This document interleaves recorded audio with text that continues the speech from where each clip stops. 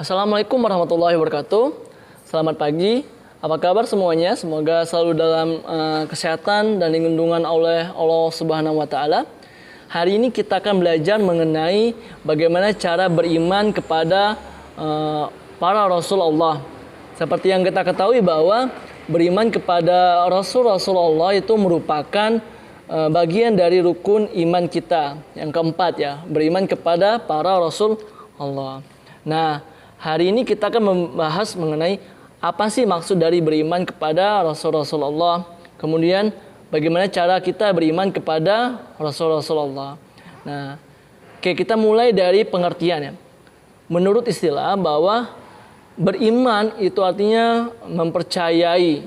Nah, kalau kita beriman kepada Rasulullah, maka kita harus mempercayai dengan sepenuh hati bahwa Allah telah menciptakan para utusannya yang kita sebut dengan Rasul Allah tersebut dan meyakini kebenaran dari ajaran yang dibawa para Rasul tersebut tanpa keraguan sedikit pun. Nah, di sini ada kata meyakini bahwa memang benar-benar mereka diutus dan meyakini bahwa ajarannya merupakan ajaran yang benar yang diberikan oleh Allah Subhanahu wa taala dengan sepenuh hati tanpa keraguan sedikit pun. Oke. Seperti yang difirmankan oleh Allah Subhanahu wa taala dalam surat Al-Fat ayat 13, dan barang siapa tidak beriman kepada Allah dan Rasulnya, maka sesungguhnya kami telah menyediakan untuk orang-orang kafir itu neraka yang menyala-nyala. Nauzubillah min zalik ya. Kalau kita sampai melanggar dari rukun iman yang keempat ini, begitu dahsyatnya api neraka yang akan kita terima. Maka itulah sangat penting bagi kita untuk mengimani para Rasul Allah dan juga ajaran-ajaran. Nah, bagaimana sih kalau kita caranya beriman kepada para Rasul tersebut? Nah, di sini ada dua cara. Yang pertama adalah kita tidak boleh membeda-bedakan para Rasul, dan yang kedua adalah mengikuti ajaran-ajarannya. Kenapa kita tidak boleh membeda-bedakan para Rasul? Seperti yang kita ketahui bahwa Rasul itu bukan hanya Nabi Muhammad SAW ya. Ada banyak sekali Rasul. Mulai dari Nabi Adam hingga Nabi Muhammad itu ada beberapa Rasul. Nah, seperti yang kita ketahui bahwa setiap Rasul itu memiliki kedudukan yang sama sebenarnya di mata Allah Subhanahu wa taala. Memang mungkin Nabi Muhammad memiliki keistimewaan, tapi secara umum sebenarnya para Rasul itu tidak ada yang berbeda. Karena mereka menerima langsung wahyu dari Allah Subhanahu wa taala, kemudian diberikan kepada para kaumnya atau hamba Allah di kaum mereka untuk membenahi mungkin akidahnya, perilakunya, akhlaknya atau apapun itu. Sehingga begitu besar peranan para rasul tersebut dalam kehidupan kita ataupun kaumnya. Nah, di sini tentu saja kita tidak boleh ya membeda-bedakan. Misalnya contoh, wah hebatlah Nabi Muhammad SAW daripada Nabi Ibrahim alaihissalam misalnya. Tentu saja tidak seperti itu ya, karena memang setiap rasul memiliki keistimewaan yang berbeda-beda, sehingga kedudukan dan posisi mereka lebih tinggi derajatnya dibanding kita, dan kita sebagai makhluk Allah yang biasa sewajarnya kita menghormatinya. Oke, yang kedua yaitu adalah mengikuti ajaran-ajarannya.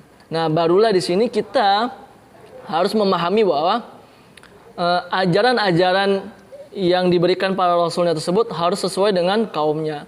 Nah, kita sebagai kaumnya Nabi Muhammad SAW sudah tidak relevan lagi kalau kita ingin belajar tentang apa sih misalnya ajaran-ajaran yang ada di kaum Nabi Ibrahim misalnya, atau kaum Nabi Musa, atau kaum Nabi Isa, ataupun rasul-rasul yang lainnya. Nah, memang ajaran-ajaran tersebut itu sudah sesuai dengan kaumnya masing-masing. Nah, kecuali Nabi Muhammad SAW memang ajaran yang disampaikan oleh Nabi Muhammad SAW, agama Islam dengan Al-Quran dari firman Allah SWT, itu merupakan ajaran yang disampaikan untuk semua manusia yang ada di dunia ini, tanpa terkecuali sebenarnya, bukan hanya untuk umat Islam. Karena seperti yang kita ketahui banyak sekali hikmah-hikmah yang bisa dipetik dalam ilmu pengetahuan, ilmu kesehatan, kemudian misalnya ibadah, kemudian juga muamalah dan lain sebagainya. Hukum-hukum juga perintah Allah banyak sekali. Nah, ini bisa diterapkan oleh umat-umat selain umat Islam sebenarnya. Karena memang diturunkan untuk seluruh umat manusia. Nah, kalau untuk ajaran-ajaran ini memang harus sesuai dengan hambanya atau kaum-kaumnya. Misal contoh ya, kaum Nabi Hud, yaitu kaum Ad, ajarannya ya sesuai dengan ajaran yang disampaikan oleh Nabi Hud. Kemudian Nabi Soleh itu ajarannya untuk kaum Samud. Nabi Musa dan Nabi Isa untuk kaum Bani Israel. Nah, jadi kaum Rasul terdahulu itu memang untuk kaum-kaumnya saja, kecuali Nabi Muhammad yang memang untuk seluruh umat manusia sekali lagi. Nah, tapi sekali lagi kita tidak boleh membeda-bedakannya. Oh Pak, kalau gitu hebatlah Nabi Muhammad. Sekali lagi tidak boleh membeda-bedakan. Katanya kalau Nabi Muhammad untuk seluruh umat, sedangkan kaum nabi-nabi yang lain itu hanya untuk beberapa kaum saja. Tidak seperti itu ya.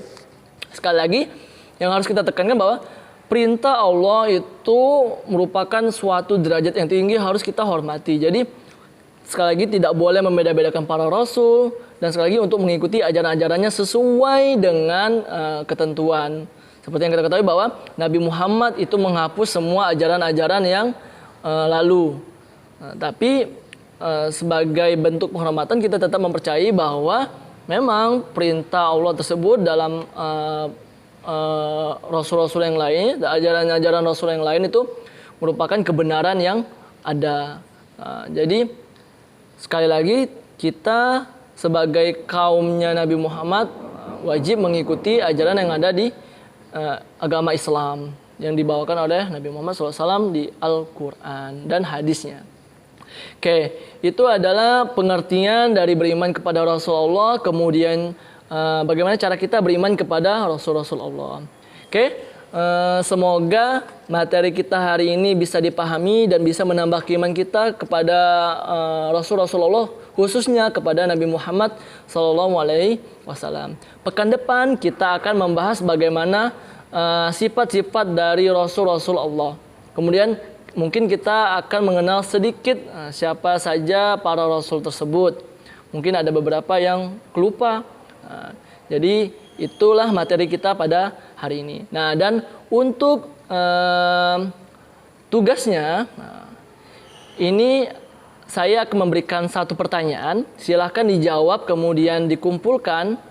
Nah, pertanyaannya yaitu adalah, bagaimana menurut pendapatmu jika kita di dunia ini tidak diutus para Rasul Allah? Nah, bagaimana? Coba dituliskan pendapat kalian. Bagaimana sih kalau misalnya kita ini hidup tanpa bimbingan para Rasul?